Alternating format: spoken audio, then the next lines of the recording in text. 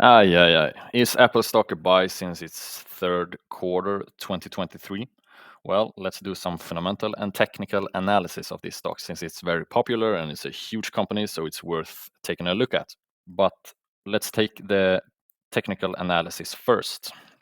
So it's down about 8% since its highs. We could see some very clear negative divergence from the RSI. This is not something we want to see, especially when the price is moving upwards.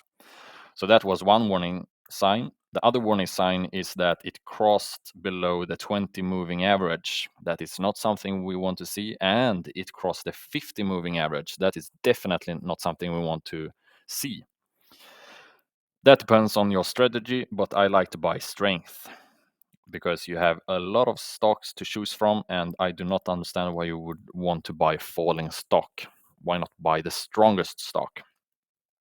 However, where is the next support zone? As I see it, I would like it to come down to the 200 moving average. This is the 200 moving average, the red line here. If the stock breaks down below the 200 moving average, the next support that I see is the 158 zone. Will I buy it now? Definitely not. I wait to see where it lands, and then I will possibly eventually buy it on the way up when it shows some strength. I do not like to buy falling knives.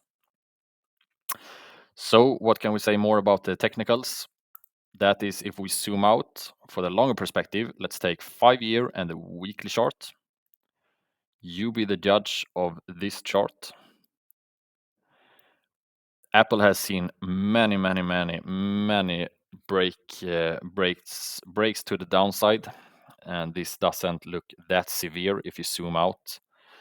For example, here in 2008, 2020, September 2020, and all the way from there. So this doesn't look very painful. Maybe in the short term, a lot of people is very short term minded, and I can understand that because we're humans. But if we zoom out, it doesn't look that bad. Is it an overreaction? Well, we have to see the fundamentals for that. So let's jump to the fundamentals. This is the fundamentals for the Apple stock. Here we can see the revenue and the revenue growth. I like to look at the revenue growth shown by percentage because I think that's more fair and it's less misleading because this doesn't look too bad, but this looks very bad. The revenue growth is for the last 3 quarters negative 1.4, negative 2.5, and negative 5.5, which means it has shown 3 quarters in a row of negative revenue growth. That is definitely not something you want to see. I do not understand why you would put your money into a company that hasn't grown anything in the last 3 quarters. Will it be for a whole year? I don't know. Let's see for the next earnings date if it will still print something around the 0%.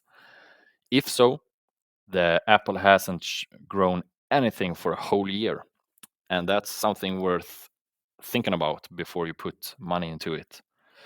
The earnings per share is something I like to look at also. Here we can see the earnings per share, and here we can see the percentage growth of it. It showed 5.8% growth in the EPS. That's very weak, and the quarters before that is not that promising. It does not look good for a very long time. For the history, here we can see the PE ratio by the history for 3 years, 5 years, 7 years, and 10 years. So it's been 10 years back, it's 21 PE ratio. 7 years back, it's been 24 and 27, 27. But the latest print has been 30 PE. So from an historical perspective, it's actually overvalued. So it's the 3 last quarters, they have shown a very bad revenue growth, negative.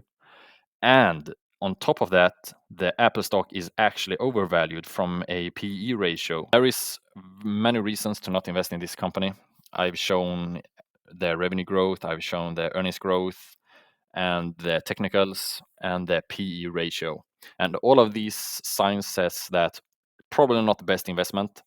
If you have over the thousands of stocks to choose from, I do not understand why you would put your money into Apple out of all stocks. I mean, there are stocks that is growing like crazy. However, the Apple stock has had a huge run since its last swing low. It's up 58% since the bottom in December 2022, which goes to show that the stock is not always the company, and the company is not always the stock. And I guess you could say that about the Apple stock for the last 3 quarters. That's why we have seen the Nasdaq move up extremely high. It's almost at the recent, the November 2021 tops.